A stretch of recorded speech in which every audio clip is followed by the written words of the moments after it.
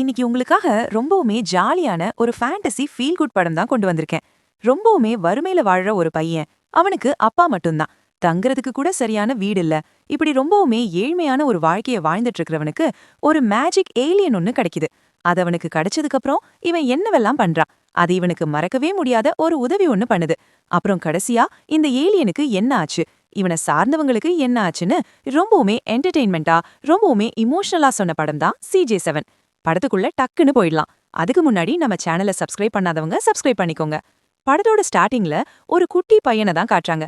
கிழிஞ்சு போய் ரொம்பவுமே மோசமான நிலைமையில இருக்கிற ஷூவையும் ரொம்பவுமே அழுக்கா இருக்கிற ஷர்ட்டையும் போட்டுட்டு ஸ்கூலுக்கு போறான். இவன் பேரு டிக்கி. இவன் தான் இந்த படத்தோட ஹீரோ. ரொம்பவுமே வசதி இல்லாத வீட்டு பையன். இவனோட அப்பா கூலி தொழிலாளி. இந்த கட்டட வேலை செய்வாங்கல்ல, அந்த வேலையை தான் செய்றாரு. இவங்க இருக்கிற வீடு கூட ரொம்பவுமே மோசமா தான் இருக்கும். அது வீடுன்னு கூட சொல்ல முடியாது. ஒரு இடிஞ்ச பில்டிங்க தான் இவங்க வீடா மாத்திட்டு அங்க ஒரு வாழ்க்கைய வாழ்ந்துட்டு இருப்பாங்க. நேரத்துக்கு சொகுசான சாப்பாடு இல்லனாலும் பசி ஆறுறதுக்கு சாப்பிடுற அளவுக்கு சாப்பாடு, நிம்மதியா தூங்குறதுக்குன்னு ஒரு இடம்னு தான் வாழ்க்கை போயிட்டு இருக்கும். இப்படி இருக்கிற ஒரு நாள் நம்ம ஆளோட அப்பா ஒரு ஃபேனை வீட்டுக்கு கொண்டு வராரு. அத செகண்ட் ஹேண்ட்ல வாங்கியிருப்பார் போல. பையனுக்கு சர்ப்ரைஸ் கொடுக்கலாம்னு கொண்டு வந்திருப்பார். ஆனா அது ஒர்க் ஆகாம இருந்திருக்கும். அது தெரியாம எவனோ இவரை ஏமாத்தி வித்திருப்பான். அப்புறம் வழக்கம் போல இருக்கிறத சாப்பிட்டுட்டு நிம்மதியா விளையாடிட்டே தூங்குறாங்க. அப்புறம் அடுத்த நாள் ஒரு பெரிய ஷாப்பிங் மால் வெளியே உட்காந்துட்டு டிவி பார்த்துட்டு இருக்கும்போது நியூஸ்ல ஒரு விஷயத்த சொல்றாங்க. ஒரு பெரிய ஏலியன் ஷிப் ஒன்னு நேத்து நைட் இந்த வழியா பறந்து போச்சுன்னு ஒருத்தன் சொல்லிட்டு இருக்கான். அப்படியே அதை நம்ம டாடி கேட்டுட்டே இருக்க, நம்ம ஆளு அந்த கடைக்குள்ள போய் ஒரு பொம்மையை எடுத்துட்டு பாத்துட்டு இருக்கான். இதே மாதிரி ஒரு பொம்மையை என் கிளாஸ்ல ஒரு பையன் வச்சிருக்கான்பா, எனக்கும் இதை வாங்கித்தான்பான்னு கேக்குறான். அவன் வச்சிருந்தா நம்மளும் வாங்கணும்னு இல்ல டிக்கி, அத வையே, அத வாங்குற அளவுக்கு என்கிட்ட காசு இல்லன்னு சொல்ல, அதை கேட்காம அவன் அதை எடுத்து வச்சுட்டு, அப்பா இது மட்டும் வாங்கித்தாங்கப்பா, வேற எதுவுமே வேணாம்னு சொல்றான். இவர்கிட்ட வேற சுத்தமா காசு இல்ல.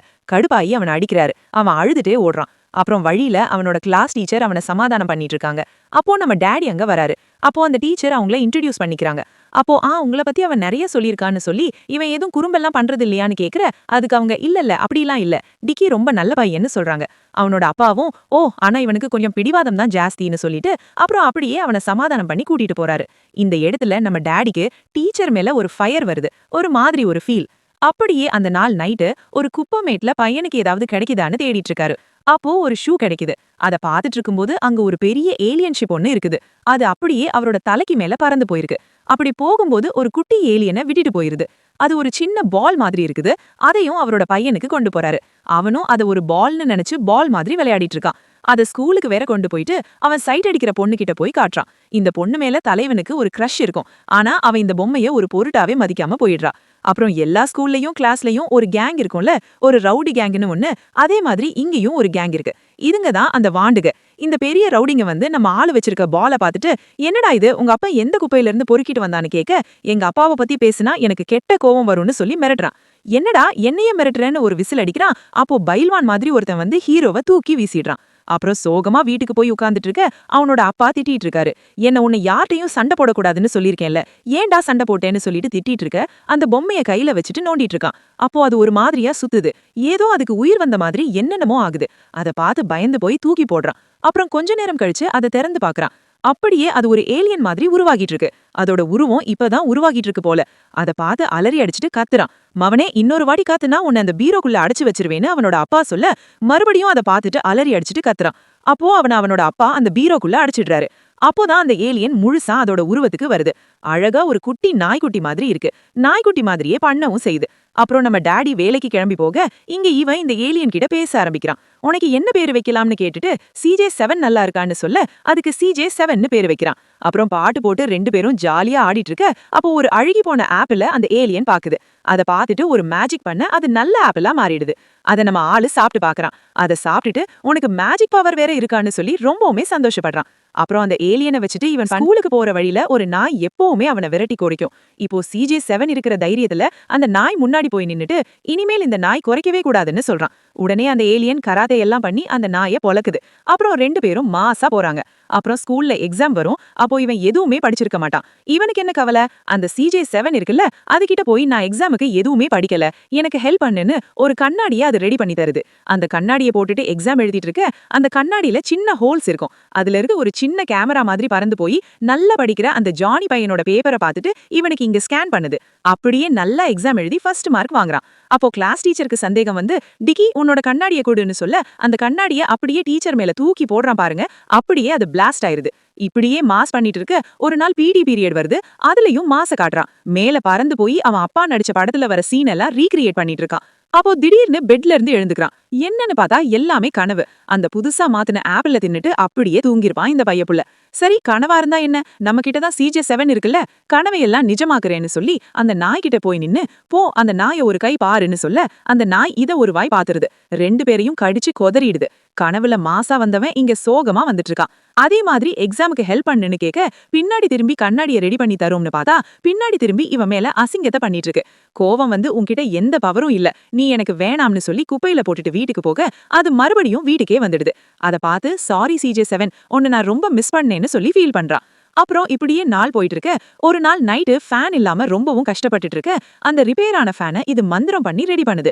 இதுக்கு என்ன பவர் இருக்குன்னா, ஏதாவது ஒரு பொருளோ ஏதாவது ஒரு உயிரோ கெட்டு போச்சுன்னா அதை மறுபடியும் புதுசா மாத்தி கொடுக்கற சக்தி இருக்கும். அப்புறம் காலையில எந்திரிச்சு அவனோட அப்பா இந்த ஃபேன் எப்படி அதுவா சரியாச்சுன்னு சொல்லி பாத்துக்கிருக்காரு. அப்புறம் இவனும் அந்த ஏலியனை தூக்கிட்டு ஸ்கூலுக்கு கிளம்புறான். அப்போ அந்த பயங்கரமான ரவுடி கேங் பசங்க வரானுங்க. வந்து நம்ம ஆளுகிட்ட இருக்கிற அந்த ஏலியனை பிடுங்குறானுங்க.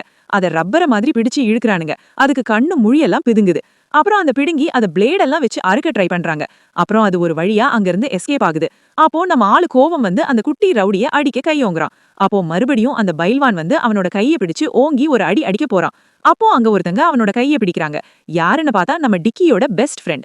இந்த பொண்ணுக்கு டிக்கி மேல ஒரு லவ் இருக்கும். மவனே ஏன் ஆளையாட அடிக்க போறேன்னு லெஃப்ட் ஹேண்ட்லயே ஒன்னு வைக்கிறான் பாருங்க. அந்த பைல்வான் பையன் பறந்து போயிடுறான். அப்புறம் 2 பேருக்கும் சண்டை வருது. அவனும் ஓடி வரான்.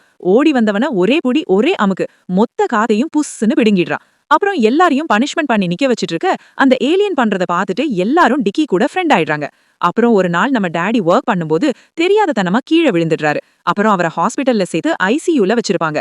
அப்போன்னு பார்த்து நம்ம ஆளு எக்ஸாம் பேப்பரை அப்பாட்ட காட்டுறதுக்கு கொண்டு வந்திருப்பான். அவன் நல்ல மார்க் வாங்கியிருப்பான். அப்புறம் ஹாஸ்பிட்டல்ல ஹீரோவை காப்பாத்த முடியல, அவர் இறந்து போயிட்டாருன்னு சொல்ல அத வந்து நம்ம ஹீரோயின் அவன் பையன்கிட்ட அழுதுகிட்டே சொல்றாங்க. அவனும் பயங்கரமா அழுகுறான். அப்போதான் நம்ம CJ7ஓட என்ட்ரி. ஒரு பேக்ல இருந்து வெளியே வந்து செத்து கிடக்கிற நம்ம டாடிய மேஜிக் பண்ணி பழக்க கிடைக்குது. அடுத்த நாள் 2 பேரும் ஒன்னா வீட்ல இருந்து முழிக்கிறாங்க. அப்பாவை உயிரோட பார்த்ததும் நம்ம ஆளுக்கு ஒரே சந்தோஷம். அப்பா, இனிமேல் நான் குறும்பு பண்ண மாட்டேன்பா, நல்லா படிப்பேன், நீ சொல்றதெல்லாம் கேப்பேன், நல்லா படிச்சு பெரிய ஆளாவேன்பா, நீ என்னை விட்டு எங்கேயும் போகாதப்பான்னு அழுதுகிட்டே சொல்லிட்டு இருக்கான். அங்க CJ7 அதோட முழு சக்தியையும் யூஸ் பண்ணதுனால ரொம்பவுமே சோர்ந்து போய் இருக்கு. அப்படியே கடைசியில மெதுமெதுவா ஒரு பொம்மையா மாறிடுது. இது என்னாச்சுன்னு சொல்லி 2 பேரும் பேட்டரி போட்டு பாக்குறாங்க. அதுக்கு ஷாக் எல்லாம் கொடுக்குறாங்க. ஆனா ஒன்னும் ஒர்க் அவுட் ஆகல. நம்ம ஆளுக்கும் அப்பா உயிரோட வந்ததே போதும்னு அந்த சந்தோஷத்துல நாட்களை ஓட்டுறான். அப்பாவும் நம்ம டீச்சருக்கு ப்ரொபோசல் பண்ணி கரெக்ட் பண்றாரு. இப்படியே எல்லாத்தையும் பார்த்துட்டு இருக்கிற நம்ம ஆளுக்கு நினைப்பெல்லாம் CJ7 மேலவா இருக்கு. எப்பவாவது ஒரு நாள் அது மறுபடியும் வராதான்னு யோசிச்சுட்டே இருக்க ஒரு நாள் மறுபடியும் அதே ஸ்பேஸ்ஷிப் ஒண்ணு வந்து இறங்குது. அதுல இருந்து 1 இல்ல 2 இல்ல 100கணக்கான ஏலியன்ஸ் ஓடி வராங்க. அப்படியே இந்த படம் முடியுது. படம் ரொம்பவுமே என்டர்டெயின்மெண்டா ஜாலியா இருந்திருக்கும்னு நம்புறேன். இதே மாதிரி நல்ல படத்தோட உங்களை அடுத்த வீடியோல மீட் பண்றேன். அதுக்கு மறக்காம சப்ஸ்கிரைப் பண்ணிக்கோங்க.